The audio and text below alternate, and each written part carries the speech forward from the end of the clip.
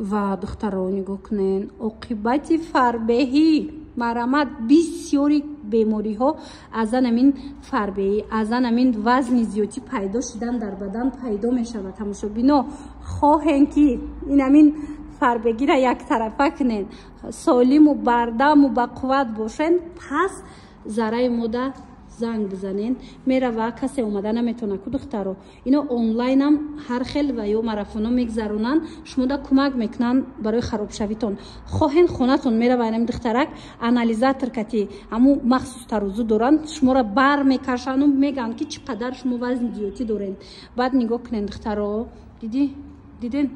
ایره بینین بسیاری بیماری ها اینا بخونین دختون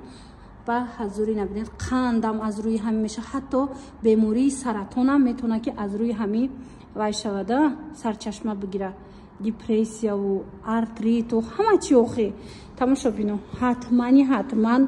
همین دخترک دا بنویسین سروغش موز میفهمونم تونه 112 میکرورایون داین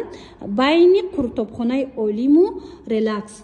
مرحمت دوی ماشیونه ده من رقماش میمونم سروغه را که پره خواستن یفتن خودش دا زنگ بزنین پره باش ماده میفهمونه انالیزاتور برای подписчикои من توفه تماشا بینا نگاه کنین من میفهمونم تو نکی انالیزاتور چیه حاضی نمی دخترکه در پیشی من انم خیل ترازوی مخصوص ترازوی باور کنین هم خزور بدای تمامی همی ارگانیزمی آدم میدونستای نگاه کنین دخترو حاضی همی دخترکه در پیش ما انالیزاتور کتی سنجیدن دیدن بینن که قچون 157 بدای خچون 36 ساله بدین انا که نگاه کنین 36 ساله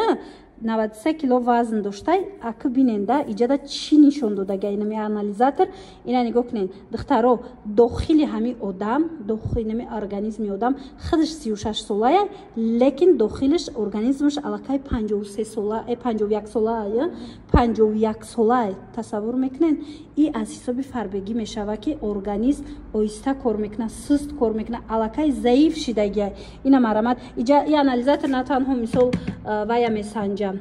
چی میگن روغنی بدن هم میسنجه بلکه نه چند قدر آب داره بدن آبش هم میسنجه اینا روغناش اینا روغنی گردش کمی آدم ماکسیمالی باید 3 باشه اینا ای دخترک 11 های بعد بود چه ایجا اینا چه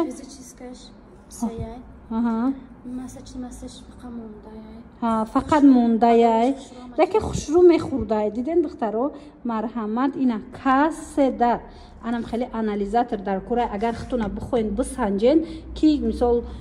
داخلتون چند ساله یا ارگانیزمتون چه خیلی های میتوانین همین دخترک دا بیاین از نوی مو گپ زنین بی پل شما را میسنجن همین ترازو دا گپ میزنتونه مرحمت خواهین مشق میکنین خواهین مثال کتی هم دخترک همکاری میکنین طرزی درست استعمال کردن خوراک شما دا نشون میده که باید چی بخورین که خراب شوین این چونین دخترکایی که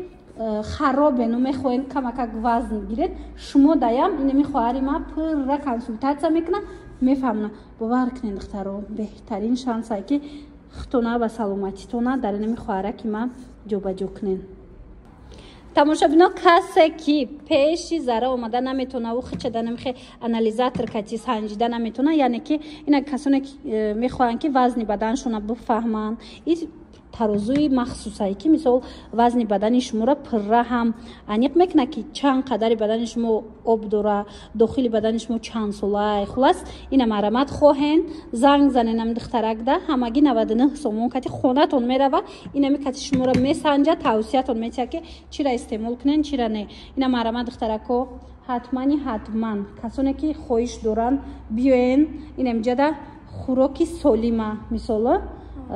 درس گیرین حتما اینمی مکتب بگذارین شما و فرزنداتون در کار میشه کسانی که خرابن میخوان وزن گیرن شما هم بیاین دخترکو زیاده از 100 نفر زن کتی کار کردگی ای خوارک میدونین گرانتش کتی خرابتون میکنه بعد میدونین زیاده از 100 کس علاقه سالم شدگیان و بدنی زیبا پیدا کردگیان و زیاد برک ما همین دخترک نشان تیمده چه خیلی بدیان روشون محکم میکنیم ایجاد بسیار ایروس دیگه افسوس که همش نمیشه و نشان داده نگاه کنین چند قبدیان ایره بینین حاضر چند قشیدگیان چه خیلی گفتن این دخترک میگه گرانت میتیم که خراب میشون من نگاه کنین 14 کیلو در مدت چند قبل هم خیلی خراب میشوند. مدت 1 ماه 10 کیلو. در مدت 1 ماه اگر روی توصیه‌های همین دخترک بکنین در مدت 1 ماه تا 10 کیلو را خراب میشوین. بعد نگاه کنین وقتی خراب کشیدین خطونمی مشق دوست میدارین. اینا ببینین خیر دیدین ایشم 80 ساله ایشم 80 ساله. اینا وقتی که شما مشق میکنین وقتی که بدنتون نگاه میکنین خوراک سالی میخورین کو اینا خیلی بردم و با قوت میمونین. دخترکو مرامت برای معلومات بیشتر رقمای این خوراک من میمونم در روی اکران بنویسین. 112 میکرورایون از این طرف ریلکس از این طرف باشد قروتابخانه اولیم. анамин бино тамошобино дуи мошина омадагӣ фитнес центр. ҳозир шумода аз наздик нишон метим. назди Зара омадагим духтарако. И духтарака ҳозир камакак дар бораш гап мезанам. Зара зиёда аз 100 нафар занда кӯмак кардагиай ки дар муҳлати кӯтоҳ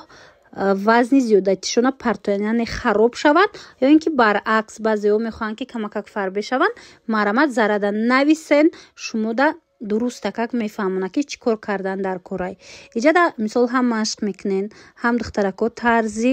дуруст истеъмол кардани хӯрок бе диета бе ҳеҷ анамон хӯрокое ки ҳар рӯз дар хона тайёр мекунем ҳамроҳ чӣ хел бояд истеъмол кардану кадом намудоша бисёртар истеъмол карданша ҳамаша мефаҳмонанд. хулас тарзи дуруст истеъмол кардани хӯроку дигар хӯроки солиму дигару чира Зара шумода нишон метия кӯмак мекунад ки хароб шавен. ина нигоҳ куненда 20 аз мисол 20% агар аз ҳисоби варзиш хароб шава одам 80% дигар аз ҳисоби хӯрок мешава. мисол хӯроки солим ки хӯрден шумо хароб мешавен. тамошобинони азиз марамат хоҳен хароб шавен хоҳен вазн гирен ҳатман биёен. ина духтарако суроғара фаҳмондумтона ҳозир ҷудогона ролик мекунам дар бораи ин фитнес центр шумода бо маълумотҳо бисёр мешава. муроҷиат кунед. чизе нафаҳмиден Зара дар хонаам касе омада наметона мехоҳа хароб шава аз хона биромада наметона ку рақамои ҳами хоҳарак дар рӯи экран ҳастай.